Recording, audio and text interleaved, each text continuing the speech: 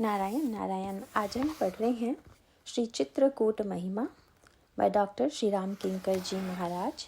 तृतीय प्रवचन। श्री राम शरणम मम। श्री भरत निषाद राज के साथ ऊंचे टीले पर चढ़कर भगवान राम के आश्रम का दर्शन करते हैं, जहाँ पर 5 वृक्ष लगे हुए हैं। उनमें से वटवृक्ष के नीचे श्री सीता जी के हाथों बनाई गई वेदिका पर बैठकर भगवान राम निरंतर सत्संग करते हैं, कथा पुराण का श्रवण करते हैं। वहाँ प्रभु के निवास के लिए पर्णकुटी बना दी गई है। सामने मंदाकिनी नदी बह रही है। चित्रकूट में पर्वत कामदगिरी तो सुशोभित हो ही रहे हैं। जब श्री भरत ने इस दृश्य का दर्शन किया तो उनके हृदय में भाव सिंधु हिलोरे लेने लगा।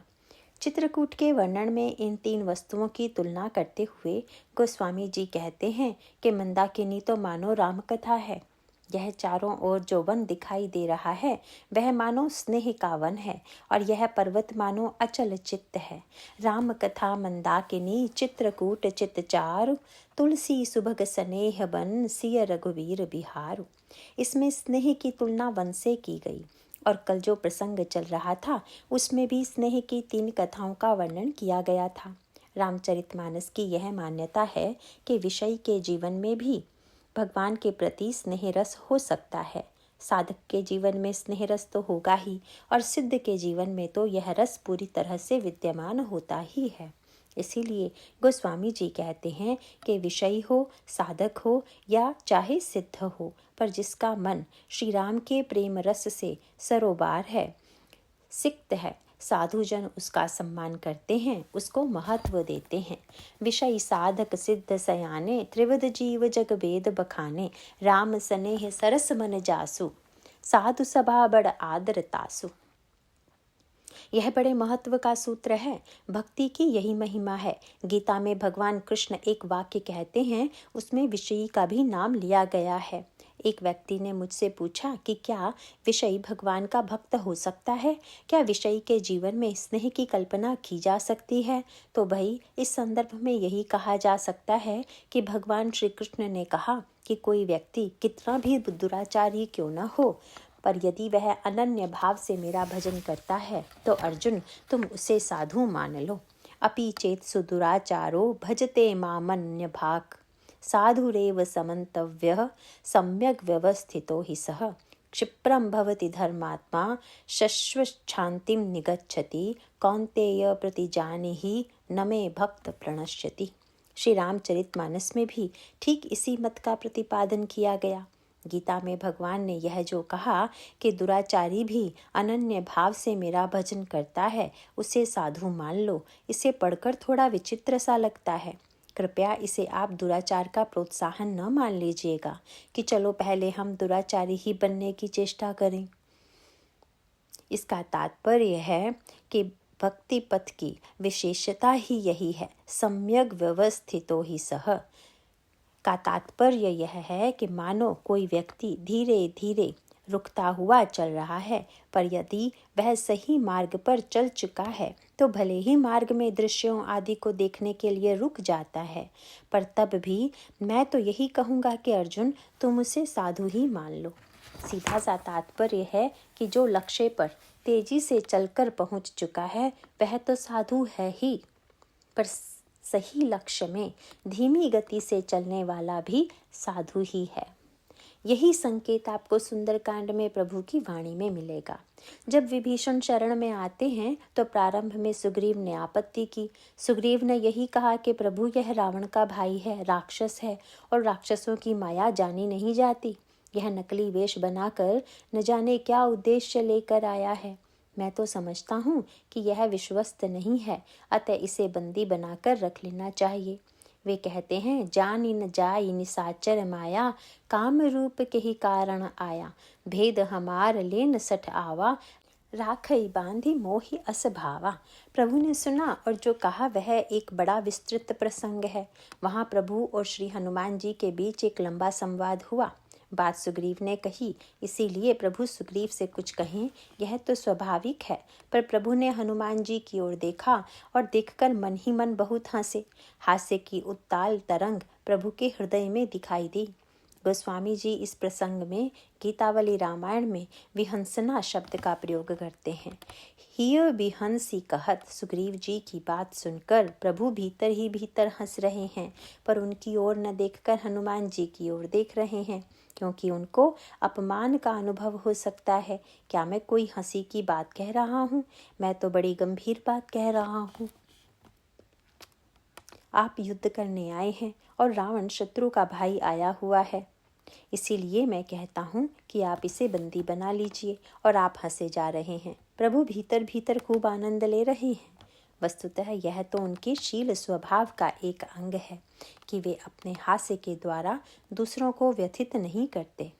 प्रभु ने हनुमान जी की ओर देखकर कहा, हनुमान, हमारे मित्र सुग्रीव कह रहे हैं कि यह व्यक्ति राक्षस है, मायावी है, इसे बंदी बना लेना चाहिए। गोस्वामी जी उस दृश्य का वर्णन करते हुए लिखते हैं, ही विहंसी कहत हनुमान सो सुहृद साधु सुचि सरल विभीषण समुझि परत अनुमान सो। प्रभु पूछते हैं कि मुझे तो विभीषण बड़े सरल हृदय का लगता है, मैं तो सोचता हूँ कि यह पूरा साधु है।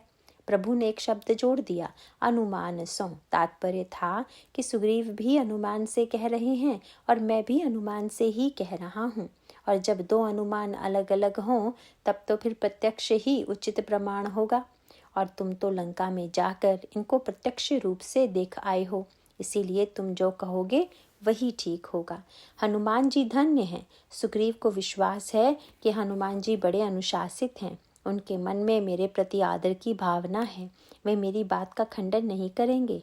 और प्रभु की हंसी में मानो यह व्यंग छिपा हुआ था कि जैसे कोई व्यक्ति किसी श्रेष्ठ पुरुष को निमंत्रण दे कि आप भोजन के लिए पधारिएगा, और घर में आकर ना बताए कि मैंने किसी को बुलाया है, और जब वह अतिथि आकर द्वार पर खड़ा हो जाए तब यदि घर के लोग उसे खड़ा रखें या फिर तिरस्कार करें तो उस निमंत्रक को बोलना चाहिए या नहीं। प्रभु का हनुमान जी की ओर संकेत था कि तुमने वहां जाकर शरणागति की बड़ी प्रशंसा की और अब वे यहाँ आकर सामने खड़े हैं, तब अच्छा तो यह होता कि तुम आगे बढ़कर सम्मान करते, किंतु यह नहीं किया। तो कम से कम जब सुग्रीव बंदी बनाने के लिए कह रहे हैं तब तो तुम्हें बोलना चाहिए। और तब भगवान के संदर्भ में हनुमान जी ने एक ऐसी बात कह दी जिसे सुनकर प्रभु बहुत आनंदित हुए। हनुमान जी ने कहा, प्रभु, आपका जो अनुमान है कि विभीषण सरल हैं, सुहृद हैं, साधु हैं, मैं इसका समर्थन नहीं करूँगा। सुनकर सुग्रीव बड़े प्रसन्न हुए कि मानो विरोध करेंगे।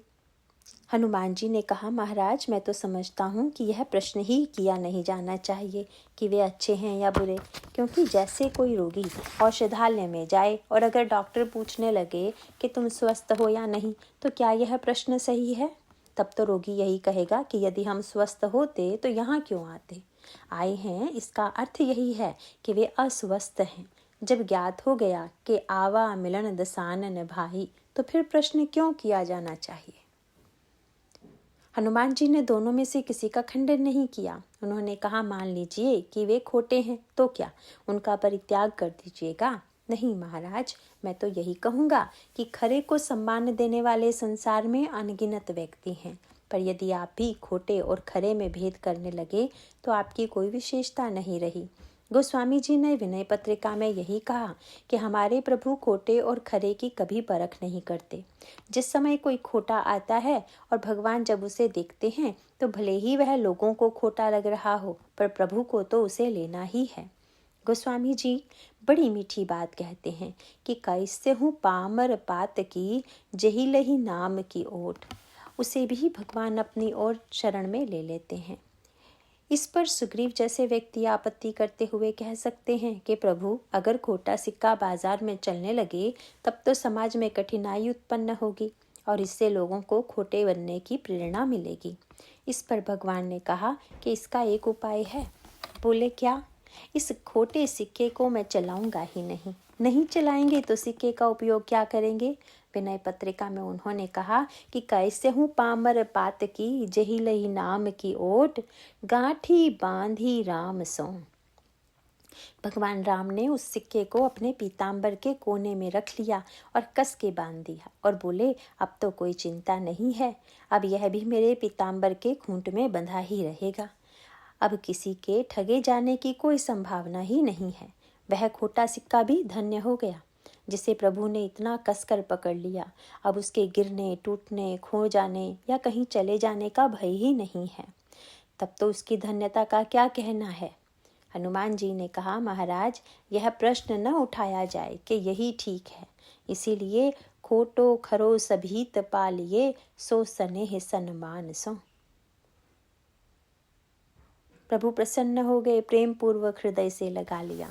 विभीषण जी को लंकेश बना दिया। पर सुग्रीव जी कुछ असंतुष्ट से थे। उन्हें लगा कि हम लोग युद्ध के लिए आए हैं और जिस सरलता से शत्रु के भाई पर विश्वास कर लिया गया, उसे यहाँ स्थान दे दिया गया और लंकेश भी मनोनीत कर दिया गया, क्या वह राजनीति की दृष्टि से उचित है? और तब भगवान राम ने अपनी शरणागति की जो व्याख्या की, उसमें तथा गीता की व्याख्या में साम्य है। गीता में भगवान कहते हैं, साधुरेव समन्तव्यः।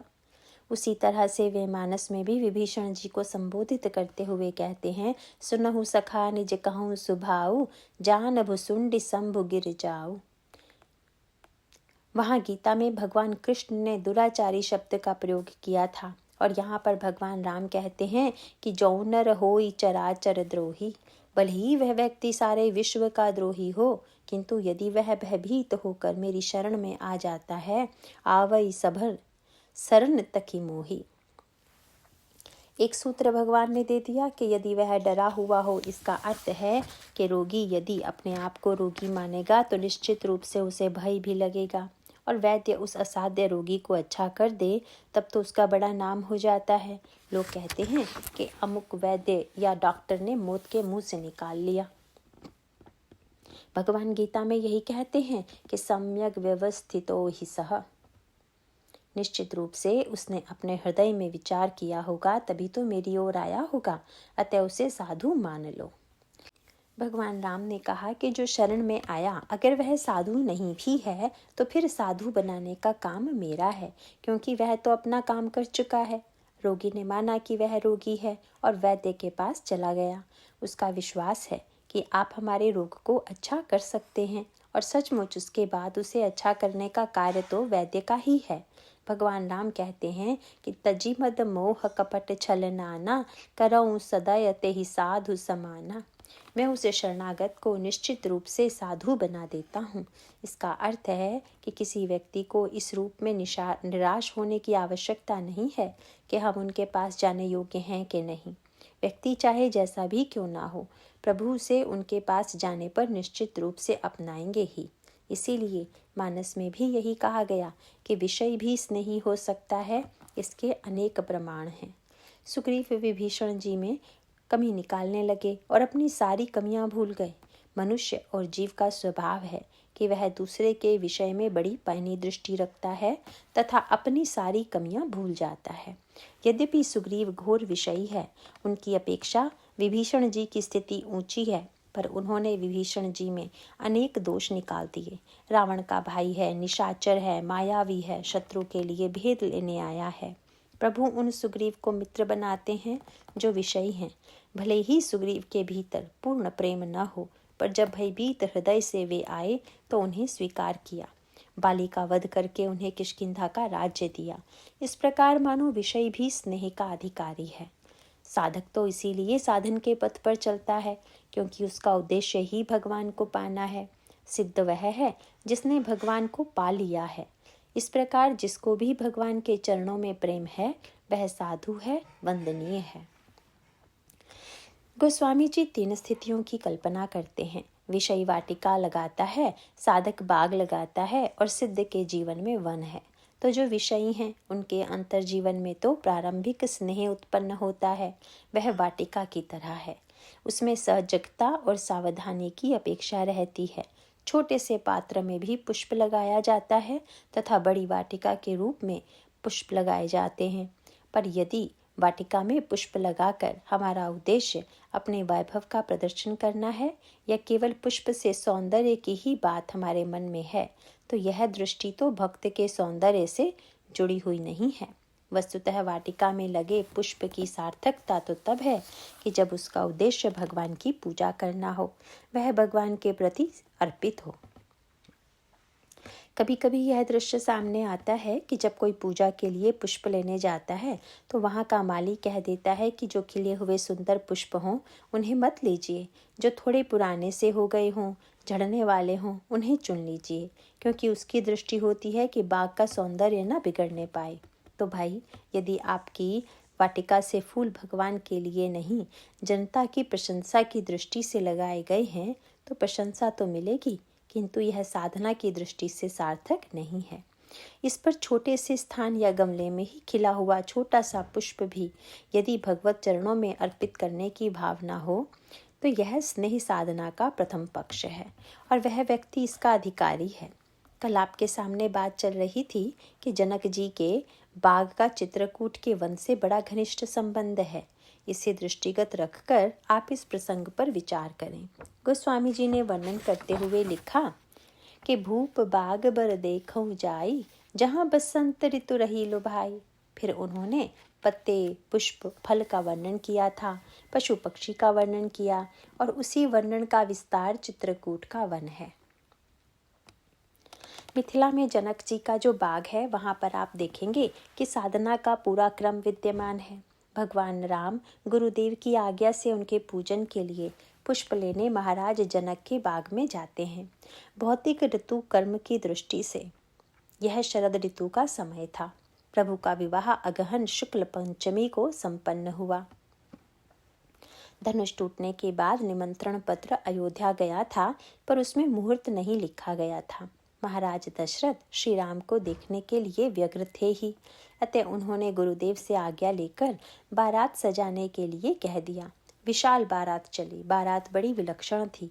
मार्ग के नगरवासी तथा ग्रामवासी इस विशाल बारात को देखकर बड़े आनंदित होते हैं। विवाह के कई रस हैं, ऐसा कहा गया है। उसके लिए पंक्ति है, कौतुक विनोद प्रमोद। तो मानो विनोद रस यहीं से प्रारंभ हो गया। लोग बारात की शोभा देखकर चकित होकर पूछ देते थे कि इनमें दूल्हा कौन सा है। पता चलता था कि दूल्हा तो ससुराल में बहुत दिन पहले ही टिका हुआ है। सचमुच बड़ी अद्भुत बारात थी, जहां दूल्हा पहले ही पहुंच गया हो और बाराती बाद में पहुंच रहे हों। इसका अभिप्राय है कि दशरथ जी तो निमंत्रण से आए थे, पर दूल्हे महोदय तो निमंत्रण से आए नहीं थे। जिस समय भगवान राम बाग में पुष्प चयन के लिए गए, उस समय गोस्वामी जी ने एक बड़ी मधुर सी बात लिखी। यह तो आपको ज्ञात ही है कि उन्होंने गुरुजी के लिए पूजा हेतु पुष्प चुने, पर प्रश्न यह है कि क्या उन्होंने अपने श्रृंगार के लिए कोई फूल चुना या नहीं। गोस्वामी जी ने कहा कि प्रभु के श्रृंगार के लिए लक्ष्मण जी ने कलियां चुनी, तो फिर क्या प्रभु ने इस बाग से अपने लिए कोई पुष्प नहीं लिया। गोस्वामी जी ने कहा, लिया, क्या लिया। वर्णन आता है कि भगवान राम श्री लक्ष्मण जी से बात कर रहे हैं, पर जब श्री किशोरी जी सामने आई और उनकी दिव्य आकृति, अनुपम सौंदर्य को भगवान राम ने देखा, तो गोस्वामी जी कहते हैं, करत बत कही अनुज सन, मनस्य रूप लुभान। और उपमा क्या दी, बोले मुख सरोज मकरंद छवि, करई मधुप इव पान। श्री राम का मन मानो भ्रमर है और श्री सीता जी का मुख मानो कमल है। अर्थात अन्य सारे पुष्प तो प्रभु गुरुदेव की पूजा के लिए चुन, अपने लिए तो श्री सीता जी के मुख कमल को चुन लिया और उनका मन भ्रमर उस मुख सरोज की छवि रूपी मकरंद का पान करने लगा। ससुराल में तो बड़ा व्यंग विनोद होता ही है। सखियों ने बाद में विनोद करते हुए कहा कि हमने आपको निमंत्रण देकर थोड़े ही बुलाया था, आप तो बिना निमंत्रण के ही आ गए। भगवान राम ने भी यही कहा कि सखियों, क्या कमल भौरे को निमंत्रण भेजता है। नहीं नहीं, रसिक भ्रमर तो जहाँ सुगंध का भान होगा वहाँ स्वतः ही पहुँच जाएगा। बारात वाले सब आ गए, तब भी मुहूर्त नहीं निकाला गया। वैसे तो जब बारात बुलाई जाती है तो चिंता रहती है कि कब आए और कितनी जल्दी चली जाए। लंबे समय तक स्वागत और व्यय उठाना तो बड़ा कठिन है, किंतु गोस्वामी जी ने कहा कि यहाँ तो समस्या यह है कि प्रथम बरात लगनते आई, ताते पुर प्रमोदु अधिकाई। ब्रह्मानंद लोग सब लहही, बढ़हु दिवस निसी विधि सन कहही। लोग ब्रह्मा जी से कहते हैं कि अगर कुछ दिन बाद ही विवाह हो तो और अच्छा है, तथा दिनों को आप लंबा कर दीजिए कि महीनों का दिन बना दीजिए। भगवान राम के विवाह के संदर्भ में बारात कार्तिक में ही आ गई। पुष्प वाटिका की लीला शरद की पूर्णिमा को संपन्न हुई। इस प्रकार इस लीला तथा भगवान श्री कृष्ण की लीला में साम्य है। वह लीला शरद पूर्णिमा की रात्रि को वंशीवट में हुई। यह लीला बहिरंग रूप में भी सामने आती है। यह लीला दिन में संपन्न होती है तथा यहाँ पर शील और मर्यादा का संरक्षण करते हुए इस लीला रस का आनंद प्रभु सबको देते हैं। भगवान और भक्ति के मिलन का आनंद यदि इस बाग में भक्त लेना चाहे तो उस समय भले ही भौतिक रूप में शरद ऋतु रही हो, पर हमारे बाग में तो ऋतु हो बसंत की, जैसे कि राजर्षि जनक के बाग में थी। गोस्वामी जी कहते हैं, भूप बाग बर देखऊं जाई, जहाँ बसंत ऋतु रही लुभाई। तुलसीदास जी से पूछा गया, बसंत ऋतु कैसे महाराज, अभी तो बसंत ऋतु बहुत दूर है। गोस्वामी जी ने कहा, नहीं नहीं, वहाँ पर तो बसंत ऋतु ही थी, क्योंकि बसंत ऋतु सारे बागों में गई।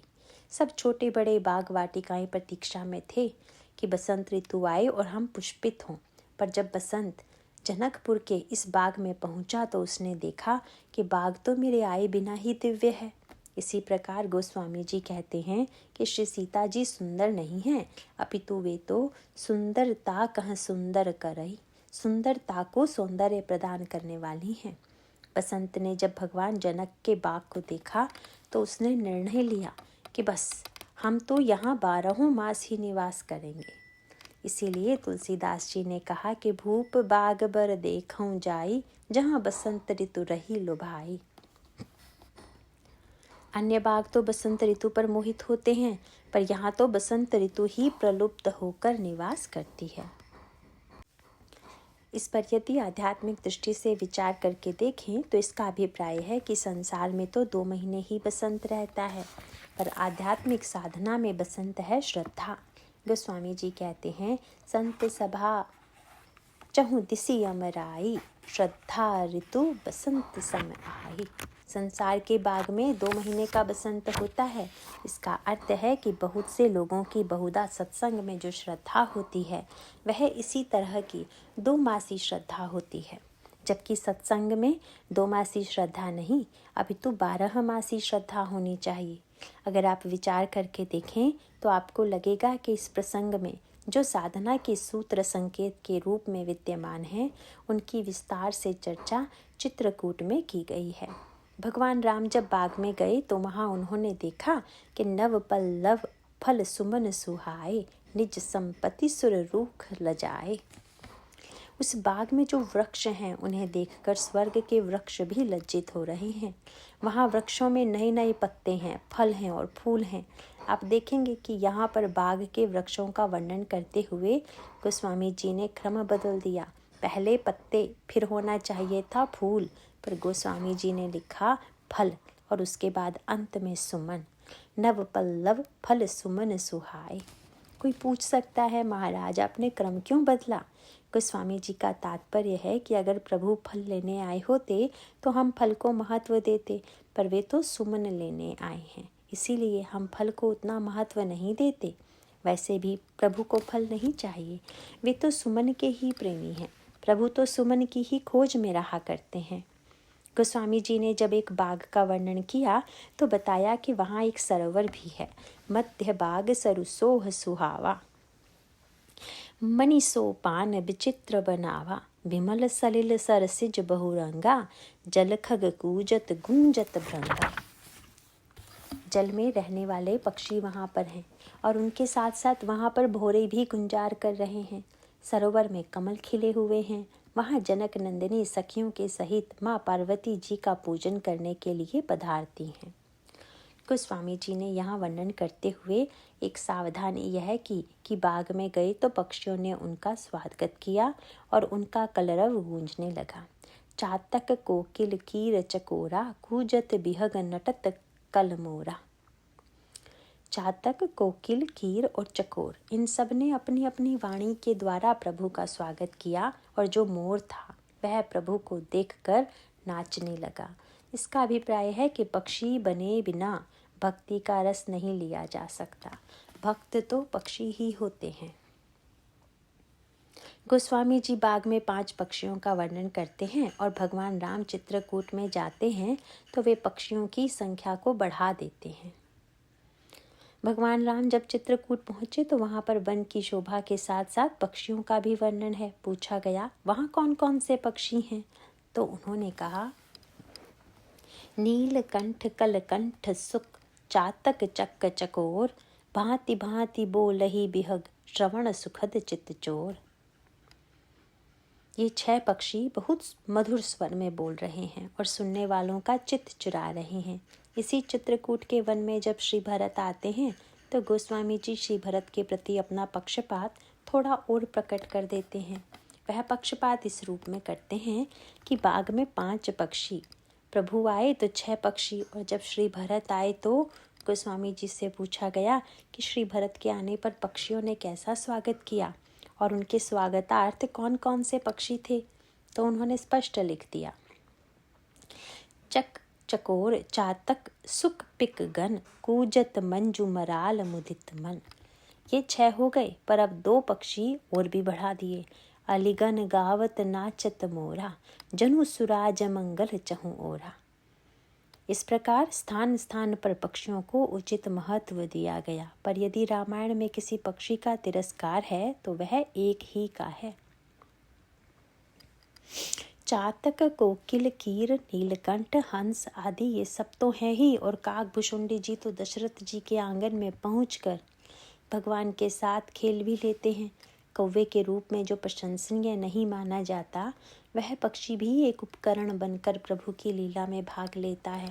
और दूसरा जो निंदनीय पक्षी गीध है, उसे भी आगे चलकर प्रभु दंडकारण्य में अपना मित्र बना लेते हैं।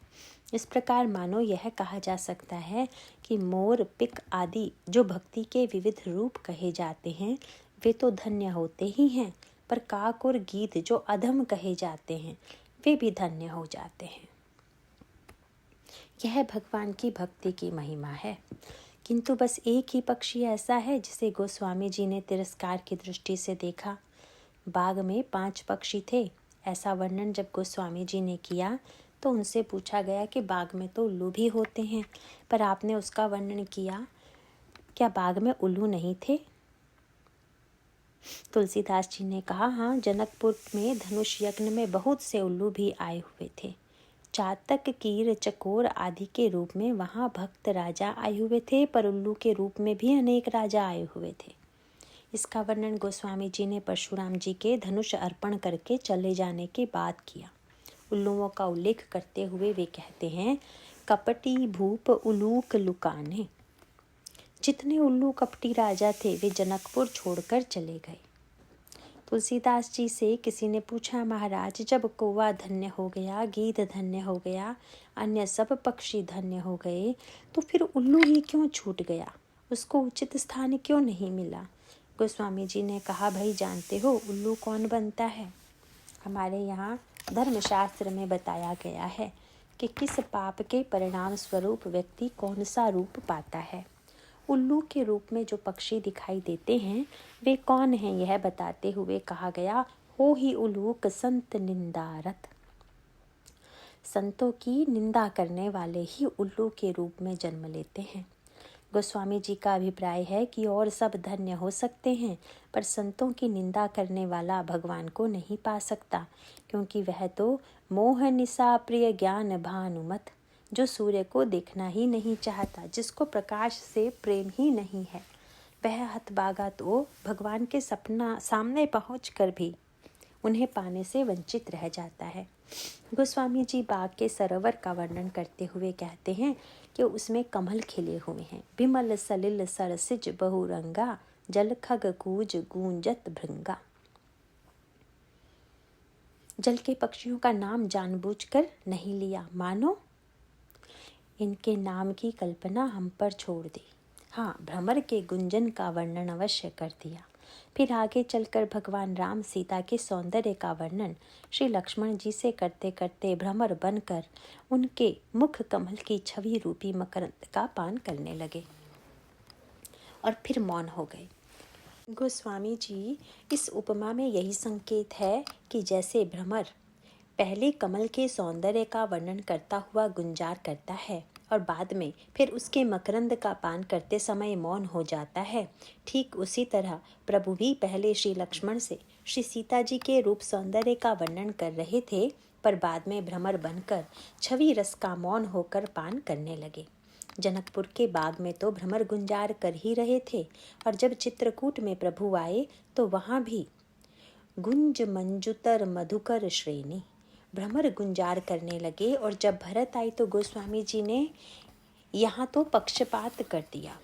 यद्यपि यहाँ पर पक्षियों की संख्या बढ़ी, पर भौरे गुंजार नहीं कर रहे हैं, अपितु अलिगन गावत। गुंजार अर्थात गुनगुनाना, और अब तो गायन है। इसका अर्थ है कि मानो प्रेम श्री भरत के आगमन पर पूरी तरह से सुस्पष्ट हो गया और भी खुलकर प्रकट हो गया।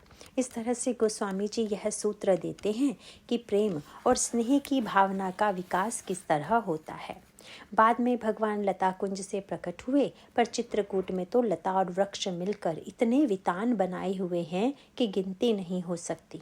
बाग के वितान में श्री राम खड़े हुए हैं और श्री सीता जी बाहर खड़ी हुई हैं, और चित्रकूट में जो वितान बना हुआ है उसमें दोनों सुशोभित हैं। बाग में तो शब्दों का आदान प्रदान नहीं है, पर चित्रकूट के दृश्य का वर्णन करते हुए तुलसीदास जी गीतावली रामायण में कहते हैं, प्रिया बंधु को दिखावत बिटप बेली। प्रभु श्री किशोरी जी और लक्ष्मण जी से कहते हैं, जरा देखो तो वृक्ष और लता लिपट कर कितनी सुंदर शोभा की सृष्टि कर रहे हैं। प्रभु श्री किशोरी जी से पूछते हैं, कैसा लग रहा है यह दृश्य। श्री किशोरी जी ने कहा, मुझे तो लगता है कि लता सौभाग्यशालिनी है, क्योंकि अगर उसने वृक्ष का आश्रय न लिया होता तो वह भूमि में पड़ी होती, कोई पशु आकर उसे चर जाता। वृक्ष का आश्रय लेकर वह सुरक्षित हो गई। किंतु प्रभु ने कहा, सीते, मुझे तो इससे एक भिन्न बात प्रतीत हो रही है। मुझे लगता है कि वृक्ष कितना भी विशाल क्यों ना हो, उसमें वह सुकुमारता नहीं है जो लता में है। उसके पत्ते में सघनता भी नहीं है, इसीलिए उसमें छिद्र हैं। किंतु लता ने आवेष्टित करके उसके छिद्रों को समाप्त कर दिया, अपनी कोमलता प्रदान कर दी और इस प्रकार वृक्ष को धन्यता प्रदान कर दी। यद्यपि लता तो धन्य है ही, पर मेरी दृष्टि में अधिक धन्य वृक्ष है। अब रस यह है कि यहाँ वृक्ष वृक्ष नहीं रह गया और लता लता नहीं रह गई, अपितु यह तो एक दूसरे भगवान श्री राम और सीता जी के संदर्भ में मानो प्रतीक बन गए। श्री सीता जी का संकेत है कि मैं लता हूँ और आप वृक्ष हैं, मैं आपकी भुजाओं का आश्रय पाकर ही तो सुरक्षित हूँ। और प्रभु का तात्पर्य है कि नहीं नहीं, आपकी निकटता से मेरे अंतःकरण में कोमलता का संचार होता है, इसीलिए मैं धन्य हूँ। अंत में इस विवाद का निर्णायक श्री लक्ष्मण जी को बनाते हुए दोनों ने कहा, लक्ष्मण, तुम्हें क्या लगता है, वृक्ष भाग्यशाली है कि लता? लक्ष्मण जी ने कहा, दोनों, लेकिन दोनों में कुछ अंतर तो होगा। लेकिन दोनों ही बराबर भाग्यशाली हैं, ऐसा कैसे हो सकता है? कुछ तो अंतर भाग्यशालिता में होना चाहिए। किंतु लक्ष्मण जी ने कहा कि इन दोनों की भाग्यशालिता तो निस्संदेह बराबर है, पर इन दोनों से अधिक भाग्यशाली तो वह पथिक है जो इन दोनों की छाया में विश्राम करता है। उनका अभिप्राय है कि आप दोनों की स्निग्ध छाया में रहकर मैं अत्यधिक धन्य हूँ। इसीलिए गोस्वामी जी कुछ इसी प्रकार का संकेत करते हैं। वन जाते समय जब भगवान श्री राम वन की भयानकता का वर्णन करते हैं, उस समय श्री सीता जी ने एक ऐसा वाक्य कहा कि प्रभु निरुत्तर हो गए। प्रभु ने कह दिया था कि जानती हो, जिस समय वन में सिंह गर्जना करता है, हाथी आदि की गर्जना का स्वर होता है, उस समय भालू बाघ ब्रिक के हरिनागा करही नाद सुनि धीरज भागा। इतना ही नहीं, ब्यात कराल विहंग बन घोरा निशिचर निकर नारी नर चोरा। जंगल के लोग चोर स्वभाव के होते हैं। वन बड़ा भयदायी होता है। पर सब कुछ सुनने के बाद श्री सीता जी ने बड़ा मधुर उत्तर दिया। प्रभु ने समझाते हुए एक वाक्य यह भी कहा था कि यदि आप मेरे साथ चलोगी तो भ्रमित हो जाएंगी, क्योंकि आप सुकुमार हैं और आपको पैदल चलना होगा। श्री किशोरी जी ने कहा कि मुझे वन में जाकर जिस आनंद की अनुभूति होगी वह यहाँ नहीं होगी। श्री सीता जी ने कहा कि पहले तो यह निर्णय हो जाए कि श्रम बिंदु आप पर आएगा कि मुझ पर, और इसका संकेत सूत्र जुड़ा हुआ था महाराज श्री जनक के बाग से। जब प्रभु लता कुंज से प्रकट हुए और सखियों ने देखा तो सबसे पहले उनका ध्यान इसी बात पर गया कि प्रभु के माथे पर पसीने की बूंदें हैं। उन्होंने श्री सीता जी से कहा भी यही कि भाल तिलक श्रम बिंदु सुहाए। श्री सीता जी ने उस छवि को देखा और वह छवि इतनी प्रिय लगी कि उसी छवि को अपने हृदय में बसा लिया। श्री सीता जी ने भगवान राम को उत्तर देते हुए कहा कि महाराज, कल्पना यह थी कि जिस समय आप धनुष उठाएंगे उस समय फिर से श्रम बिंदु दिखाई देगा, पर उस पूरे प्रकरण में श्रम बिंदु दिखा ही नहीं, न धनुष उठाते समय और न ही तोड़ते समय। किंतु महाराज, जब मैं आपके साथ वन में चलूंगी और वहाँ आपके माथे पर जब मैं श्रम बिंदु देखूंगी तो वन वन नहीं रह जाएगा, अभी तो मुझे तो बाग की याद आ जाएगी। इसीलिए वे कहते हैं, श्रम कन सहित श्याम तनु देखें, कहाँ दुख समौ प्राणपति पेखे। मैंने पिताजी के बाग में श्रम बिंदु आपके माथे पर देखा अवश्य, पर निकट से नहीं देख पाई। किंतु जब वन में आपके साथ रहूंगी तो निकट से देखने का आनंद प्राप्त करूंगी, क्योंकि वन में मर्यादा या काल का कोई व्यवधान नहीं होगा। अतः दिव्य सुख की अनुभूति करूंगी। इसका तात्पर्य है कि चित्रकूट का जो प्रेम का स्नेह का सिद्ध वन है वह जनकपुर के बाग की अपेक्षा भी श्रेष्ठतर है। और सचमुच चित्रकूट के वन में मुनियों से भी अधिक आनंद किरात किरातिनियों को आया। सब भय मुदित किरात किरातिनी, राम दरस मिटी गई कलुसाई। मुनि तो प्रभु के पास नहीं जाते, दूर से ही दर्शन करते हैं। वे सोचते हैं कि पास जाने से श्री राम को संकोच ना हो, पर किरात किरातनियाँ तो निसंकोच प्रभु के पास चले जाते हैं और उनके आने से प्रभु को भी संकोच नहीं होता। मुनियों के आने पर तो उनके स्वागत सम्मान हेतु उठकर प्रभु को जाना स्वाभाविक ही है। जनक नंदिनी को प्रभु के जिस दिव्य दर्शन का आनंद बाग में नहीं मिला, वह आनंद उन्हें वन में जाकर मिला। इसीलिए उनको मिथिला अथवा अवध की याद कभी आई ही नहीं। अवध सहस सम बन प्रिय लागा, वन हजार अवध से अधिक प्रिय लगा। कालिदास ने एक प्रसंग में लिखा कि लंका से लौटने के बाद प्रभु के साथ श्री किशोरी जी आईं।